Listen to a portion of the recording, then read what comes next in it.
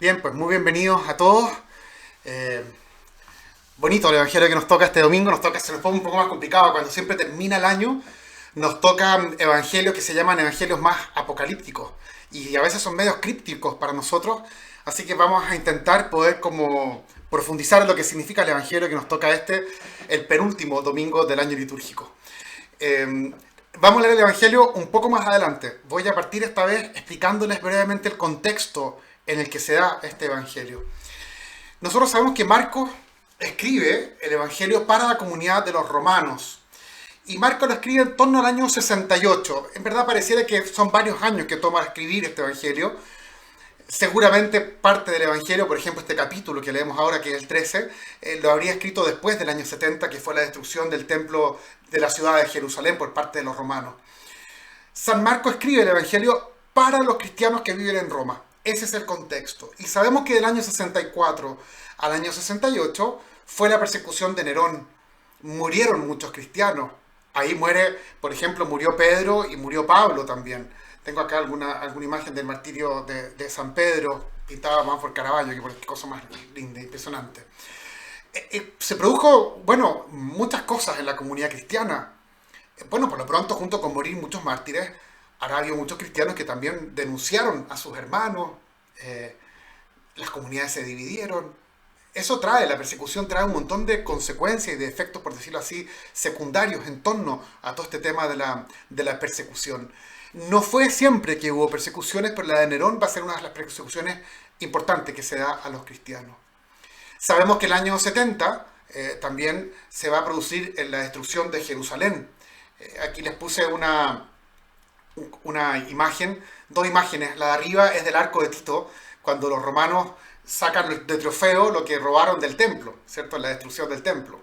Y abajo, bueno, alguna pintura sobre lo que fue la destrucción de esta ciudad de Jerusalén.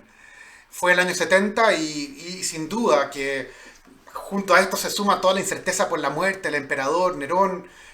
Hay una sucesión de emperadores que lo siguen, Galba, Otón, Vitelio, hasta que Vespasiano va a ser un nuevo emperador también más estable. Han pasado 40 años desde que Cristo murió y resucitó. Los cristianos aguardan como el advenimiento del mundo nuevo, del reino, pero con toda la destrucción, con todo el ambiente de lo que están viviendo, sin duda que se cuestionan respecto a lo que están viviendo. Entonces hay un profundo cuestionamiento de lo que significa realmente seguir a Cristo en este tiempo. Fíjese que junto a esto, creo que esta imagen que presento acá nos ayuda un poco a entender también el tema hoy día. Los momentos catastróficos se han vivido siempre. Marco le tocó un momento emblemático. Nosotros hoy día vivimos un momento que muchas veces las películas nos muestran como un futuro bastante destruido, destructivo. Pareciera que la humanidad camina como hacia autodestruirse. Tenemos elementos que sí nos hablan de eso, y todo el conflicto con la ecología, con el cambio climático, las crisis sociales que se viven en todas partes. Bueno, es una realidad que vivimos nosotros, que es un tiempo complejo el que estamos viviendo, eso no nos cabe ninguna duda. Pero sabemos que en tiempos catastróficos y caóticos surge el peligro de fanáticos. Ciertos fanatismos exaltados que hacen predicciones catastróficas sobre el futuro, ¿cierto? Y junto a ellos están un grupo importante de personas más ingenuas que no escuchan porque les prometen que si están junto a ellos van a estar a salvo. Y si hacen las cosas que yo les voy a decir, ustedes van a estar a salvo. Más encima, muchas veces hay un poco de dinero por medio, entonces uno termina como de alguna forma comprando una esperanza de salvación. Esto nos cabe pero, perfectamente en el tiempo que estamos viviendo hoy. Entre la crisis social, la crisis eclesial, la crisis cultural, la pandemia. A mí me impresiona, pero nosotros con todo el esfuerzo que hacemos de la misa, transmitirla, que la ve un montón de gente, pero no le llega ni a los talones a ninguna charla sobre demonios o sobre el fin del mundo, que van a encontrar montones en internet. Esas están repletas de gente que las ve y de seguidores y curas también, que a veces son súper como apocalípticos y con una mirada como bien catastrófica del futuro. Está repleto de eso. Y con un montón de gente que sigue eso porque de alguna forma busca una seguridad media ingenua, media mágica, pero en eso estamos. Po. Hoy día todo lo que hable de teorías conspiracionales, del fin de los tiempos, o el demonio que se ha puesto tan de moda, ¿cierto?, en los discursos. Bueno, eso tiene adherentes. Pasa en la política lo mismo. Bueno, Jesús dice al principio del capítulo que vamos a escuchar en el Evangelio de hoy, antes del Evangelio del texto anterior, dice, cuidado, dice el Señor, cuídense de que nadie los engañe. Se presentarán muchos en mi nombre, dice. Va a haber muchos que van a interpretar la historia, pero lo harán de forma incorrecta. De eso nos está previendo el Señor. Ellos los van a llevar a tomar decisiones que son tontas, que son equivocadas. Dice el Señor, se va a alzar pueblo contra pueblo, van a haber terremotos, van a haber carestías. Esto será el principio, el comienzo de los dolores de parto, dice el texto bíblico. Ya entendemos que no se trata tanto de un tiempo apocalíptico como del final de los tiempos. Ya sabemos que no se trata que Jesús está contando lo que va a pasar al fin del mundo, sino que está contando Jesús lo que sucede en su tiempo y en nuestro tiempo y en todo tiempo. Siempre ha habido guerras, terremotos, calamidades, hambrunas. Jesús, en estos textos que se llamamos más apocalípticos, no está anunciando catástrofes extraordinarias. Basta con que abramos el diario en la mañana y leamos las noticias. Con eso ya tenemos suficiente catástrofe, ¿cierto? La realidad siempre ha sido así. Es increíble, pero a pesar de todos los avances que hay de la ciencia, la tecnología y de la misma cultura, sigue habiendo guerras, sigue habiendo terremotos, sigue habiendo calamidades. Todavía hay gente que en el mundo pasa hambre, todavía existe la pobreza. Por eso la intención de Cristo no es hacernos unas predicciones sobre el futuro, sino que el Señor nos invita a aprender a leer el presente con otros ojos. Tratar de entender el sentido de aquello que va sucediendo. Esa es la invitación del Evangelio en que nos vamos a introducir hoy día. Frente a todo lo que sucede, muchos se preguntan hoy día cómo es posible que estos dramas que vivimos, el mal que está presente entre nosotros, que esto sea parte como del diseño que traza Dios sobre la humanidad. ¿Por qué Dios creó el mundo y por qué lo creó con el mal? La pregunta del mal que aparece constantemente, ¿cierto?, en nuestra reflexión. Queremos entender mejor el sentido del dolor y del mal, por supuesto que sí. Algunos hoy día piensan, al ver la guerra y el hambre en el mundo, como que el mal nos domina y pareciera que está todo el mundo cada vez peor. Me impresiona el pesimismo con el cual vivimos este tiempo. Pareciera que siempre las personas se van a dejar llevar por la codicia, por el egoísmo. Parece que eso es lo que termina venciendo sí o sí. Y de esta lectura que le estoy haciendo, lo único que se desprende es una pérdida de la esperanza, ¿cierto? Y el reino de Dios que Cristo instauró termina siendo como un lindo sueño que Jesús tuvo, pero pareciera que no es una realidad. Pareciera, y algunos lo plantean así, no hay más que resignarse frente a esto. Bueno, esta lectura pesimista está totalmente equivocada. Jesús nos invita, y en el Evangelio de hoy va a ser así, a tener otra lectura de la realidad. Cuando habla que será el comienzo de los dolores de parto, es muy bonito, porque está anunciando un nacimiento de una vida nueva, de un mundo nuevo.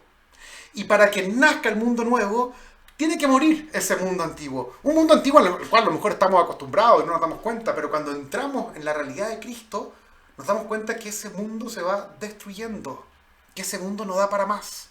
Esto es como cuando la mujer da a luz, ¿cierto? Una vez que da a luz, decimos más popularmente que se mejoró. Bueno, se olvida de los dolores de parto. Esta es la lectura que nos invita a hacer Jesús. Los acontecimientos dramáticos de la historia son señales y preludios del nacimiento de un mundo nuevo. Es con dolor este nacimiento, porque tiene que morir el hombre viejo que está en nosotros. Para esto, Jesús utiliza un lenguaje apocalíptico. No lo inventó él, era común en la Sagrada Escritura, sobre todo en el libro de Daniel.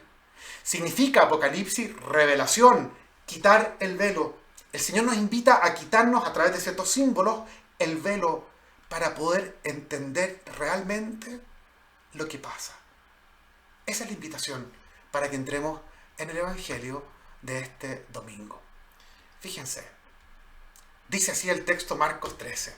Jesús dijo a sus discípulos: en aquellos días el sol se oscurecerá, la luna dejará de brillar, las estrellas caerán del cielo y los astros se conmoverán, y se verá al Hijo del Hombre venir sobre las nubes, lleno de poder y de gloria. Y Él enviará a los ángeles para que congreguen a sus elegidos desde los 4 puntos cardinales, de un extremo al otro del horizonte. Aprendan esta comparación tomada de la higuera. Cuando sus ramas se hacen flexibles y brotan las hojas, ustedes se dan cuenta de que se acerca el verano. Así también cuando vean que suceden todas estas cosas, sepan que el fin está cerca, a la puerta. Les aseguro que no pasará esta generación sin que suceda todo esto. El cielo y la tierra pasarán, pero mis palabras no pasarán. En cuanto a ese día y a la hora, nadie los conoce, ni los ángeles del cielo, ni el Hijo, nadie sino el Padre. Bueno, cambia la lectura de este texto con esta introducción que hemos hecho, ¿cierto? Vamos a entender ahora cuáles son estas simbologías que utiliza el Señor y a qué se refiere con estos ejemplos que va poniendo. Tal vez lo primero, frente a la destrucción de Jerusalén, que era el contexto, como les decía, que justo después de eso Marco escribe este evangelio, sabemos que Jesús, ¿se acuerdan que había llorado frente al Monte de los Olivos, anunciando que iba a ser destruida Jerusalén? Bueno, porque toda cultura, civilización va a pasar. Ante la belleza de Jerusalén, Jesús se conmueve. Marcos va a poner en boca de Jesús una palabra que es de esperanza. Algo maravilloso va a suceder. Y para explicarnos eso, recurre a estas imágenes apocalípticas. La primera imagen que se utiliza son los astros del cielo que van a dejar de brillar. Al hablar de que el sol se oscurecerá, no está anunciando un fenómeno climático desastroso. En todo el antiguo Oriente Medio, los astros del cielo eran considerados los dioses. Lo tenemos en todas las culturas vecinas de Israel. De estos dioses dependían los acontecimientos de la vida, el fomentar la vida, el tema de las cosechas, también las desgracias, las inundaciones. Todo tiene que ver con estos dioses de la naturaleza, principalmente vinculados a los astros.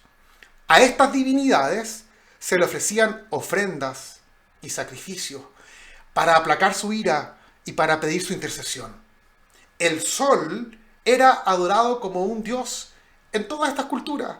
En Egipto, y esta es la foto que está puesta acá, es una imagen de Atón, el dios egipcio, que era el dios sol. En Mesopotamia también tenemos el dios sol que se encarna en esta figura de Asur, que era un dios alado, que era terrible.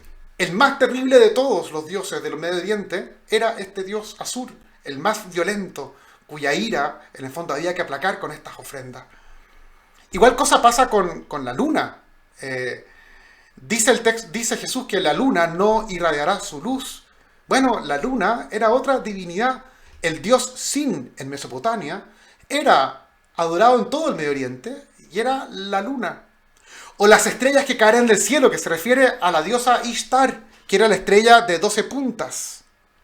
O Venus, también llamada Astarte, una diosa que estuvo presente incluso en Israel, que es la diosa del amor y de la guerra. Esa se simbolizaba con una estrella.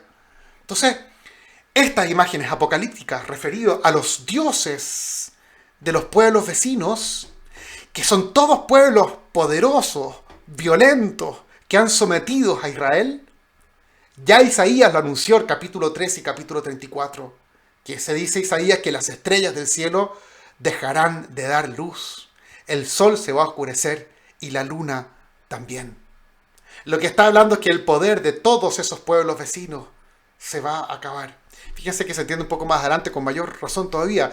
Nosotros tenemos la imagen, ¿cierto?, de Julio César, un emperador que era considerado Dios, que él se proclamó Dios y requería que lo reconocieran como tal. Fíjense lo que sucede, que Jesús está diciendo con la destrucción que con la destrucción de Jerusalén va a comenzar un mundo completamente nuevo, donde entra la luz del Evangelio. Todos los otros dioses se desmoronan, se oscurecen. En la antigüedad, los reyes, los emperadores, eran divinidades. Ellos estaban en los cielos. Había que contemplarlos, había que admirarlos, había que someterse a ellos. Jesús dice que ellos no deben ser ubicados en el cielo, sino en la tierra, porque no son divinidades. Estas son las estrellas que van a caer. Son estrellas que son los dominadores de los demás. Los faraones, los emperadores, los reyes, todos caerán. Ellos van a venir a la tierra y se van a quedar en el lugar que les corresponde. En definitiva, lo que está planteando Cristo con estas imágenes del sol, la luna y las estrellas es que todo gobierno, todo poder basado en la dominación tiende a desaparecer. Está anunciando que todos los reinos de este mundo serán derribados. El reino de la injusticia, el reino de la mentira, de la hipocresía, de los abusadores, pareciera que nunca van a caer. Sin embargo, Jesús dice, no, ellos van a caer del cielo. Ellos no son los que guían la historia. Nosotros hoy día decimos, bueno, nosotros no creemos que estos son dioses, pero en verdad tenemos otros dioses culturales que hemos ido poniendo en nuestra sociedad, que les damos un rol literalmente divino. Hay personas que rápidamente encumbramos, las ponemos en la cima del mundo y como ejemplo de un montón de cosas. Personas que brillan y también personas que caen rápido. Esto pasa en el mundo, tristemente, pasa en el mundo de la política. Y también pasa con personajes del mundo de los negocios, de la tecnología, del arte, de los deportes. Son personas que se nos presentan exitosas, pero que representan muchas veces un éxito a cualquier costo. Son riquezas buscadas sin pudor o un poder que significa pisotear a los demás. Cuando se ve, además culturalmente, cuando se ve que son personas frágiles como el resto de los mortales, cuando son personas inconsistentes como el resto de nosotros, se les baja del pedestal en el que falsamente se les había puesto y dejan de brillar como dioses.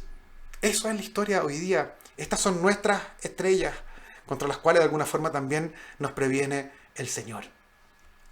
Sigue el texto apocalíptico y para entender lo que viene después en este texto del Evangelio hay que ir a Daniel. Toda esta explicación que va a dar del Hijo del Hombre que vendrá sobre la nube del texto bíblico. Bueno, dice que vendrá el Hijo del Hombre sobre las nubes lleno de poder y de gloria. Es una imagen tomada del profeta Daniel en el capítulo 7. Daniel va a presentar distintos reinos que van a someter al pueblo de Israel como fieras salvajes. Son poderosos porque son animales prácticamente, que los devoran a ellos. El primero de ellos es el león, un león alado que aparece ahí arriba. El león que aparece arriba es una de las puertas de Ishtar, del antiguo templo babilónico que está puesto. Una preciosura ese león, antiquísimo. Bueno, abajo aparece el león alado y estos otros animales que presenta Daniel. El león era signo de los babilónicos. Nabucodonosor llegó y destruyó todo el templo, la ciudad de Jerusalén. Pero después vino un imperio más fuerte, que fueron los medos, que terminaron con los babilónicos. Y están representados por este oso con estos colmillos gigantescos que le salen de la boca. Ellos fueron después vencidos por los persas, representados por un ágil y veloz leopardo con varias cabezas que aparece ahí. Y finalmente, dice el texto de Daniel, viene una bestia que es más poderosa de todas, es insaciable, dice, es implacable, que ni siquiera tiene nombre, es la bestia más temible de todos, dice, y representa a Alejandro Magno y el gigantesco imperio Seleucida. Todos estos fueron imperios violentos, deshumanizantes. Cada uno fue peor que el otro, más feroz y más depredador. Bueno, Daniel promete que después de esta cuarta bestia va a venir un quinto gobierno, un gobierno distinto, que ya no estará más en manos de una bestia, sino que Dios lo va a entregar a uno que tiene un corazón humano, no de bestia, cuyo gobierno será eterno y no pasará. Y el nombre que utiliza Daniel para esta figura es el Hijo del Hombre. Fíjense, cuando Jesús es llamado Hijo del Hombre más de 80 veces en el Evangelio, se refiere a esta imagen que presenta el profeta, el libro de Daniel. Él, Cristo, es el que inicia este mundo nuevo, que ya no está determinado por competir ni por dominar a otros, sino que presenta al hombre auténtico, cuya autenticidad está precisamente en amar y servir al prójimo. Todos los poderes que nos deshumanizan están destinados a caer. Sigue el texto presentando el tema de los ángeles, que vendrán de los 4 puntos cardinales. Estos ángeles que presenta el texto del Evangelio no se refiere a los ángeles que vienen a pescar a los muertos y presentarlos al juicio final, que es como la lectura primero que uno podría hacer. No está anunciando un castigo este texto. La persecución de los romanos produjo que los cristianos se dispersaran por todas partes. el drama es tremendo porque los cristianos están dispersos. Entonces, estos ángeles son aquellos que van a reunir a los que están dispersados, se han dispersado por los vientos y las tormentas que nos toca vivir. Hoy le podemos poner nombre a esas tormentas, los escándalos de los abusos en la iglesia, el fuerte secularismo, el relativismo valórico, el materialismo vinculado a un fuerte individualismo que vivimos, la indiferencia religiosa. Esos son los fuertes vientos y las fuertes tormentas que nos han dispersado, que han vaciado a nuestras iglesias, a nuestros templos. Nos han pillado desprevenidos, con una fe frágil, media infantil. Así ha sido, pues. Una fe que no se ha arraigado en la palabra de Dios, sino que la hemos fundamentado más bien sobre devociones, algunas supersticiones, un poco de magia entre medio. Esta fe que conocemos como del carbonero, poco racional, media infantil. Claro que esa fe, cuando viene la tormenta, se desmorona. Eso es lo que nos ha sucedido.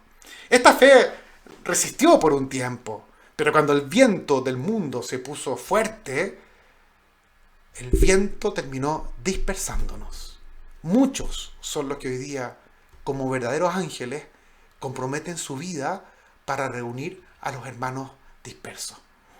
Es entonces cuando el Evangelio presenta esta última figura, que es una verdadera parábola de la higuera. Yo tengo una higuera chiquitita, plantada hace poco fuera de la casa. El primer año me dio un higo. El segundo me dio 3 higos y ahora tiene 22 higos, ya los tengo contados. Después los pájaros me ganan por lejos y se los comen antes. Pero yo les hago el seguimiento cuando empiezan los primeros brotes, como esta foto que está acá, que es llena de emoción porque indica que ya viene el tiempo en que todo empieza a crecer. La parábola de la higuera es una parábola que nos llena de esperanza. La higuera es el último árbol del germinar y indica el tiempo que ya se acerca de la cosecha. Lo que nos quiere decir este texto es que hay indicios hoy de una sociedad también que es distinta. A ver, hay muchos indicios de una sociedad que no es la cristiana, eso está claro, que está interesada por otros valores, no los valores nuestros. Hay una sociedad que es laicista, que piensa que el cristianismo tiene que desaparecer, que es pagana. Algunos cristianos enfrentan el mundo de hoy desesperanzados. Muchos, y esto lo digo principalmente de gente que me toca ver aquí en la parroquia, muchos viven llenos de miedo, con añoranzas del pasado, y estos miedos que lo hemos conversado tantas veces los martes, miedos a la iglesia, a los cambios en la iglesia, miedo a la política, a los cambios en la política, miedo al mundo social, los cambios en la sociedad, miedo al tema climático, miedo a la pandemia, miedo a que nos encierran, miedo a que nos sueltan. Es así, vivimos con un montón de miedo. Jesús nos invita a abrir los ojos, porque está lleno de signos claros de que hay un mundo nuevo que está creciendo. A pesar de las dificultades, el reino avanza. Y lo que tenemos que hacer es aprender a captar los signos de esta primavera que se avecina. Hoy tenemos cristianos que buscan una fe adulta, sólida, que profundizan con seriedad en la palabra de Dios. Tenemos cristianos excelentes que dan razones de su fe. También ha crecido elementos que son cristianos porque están presentes en el mundo positivo. Ha crecido una fraternidad universal de alguna forma, ¿cierto? Donde nos preocupamos por los países más frágiles, por todo el tema de las migraciones. No son temas totalmente cristianos, pero abarcan mucho más allá de los límites de la iglesia. Son también temas totalmente nuestros, obviamente. Hay indicios de una solidaridad que es mucho más universal. Hoy se denuncia con fuerza todo lo que significan violaciones a la dignidad humana.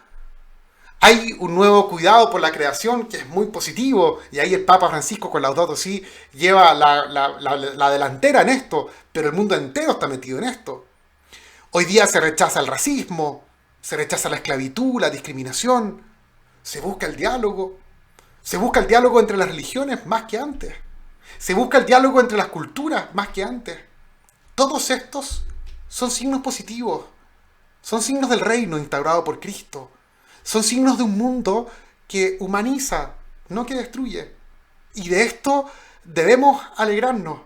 Es cierto que hay muchas cosas que no estamos de acuerdo y que lucharemos para que cambien. Pero hay un montón de cosas que se están gestando que son preciosas.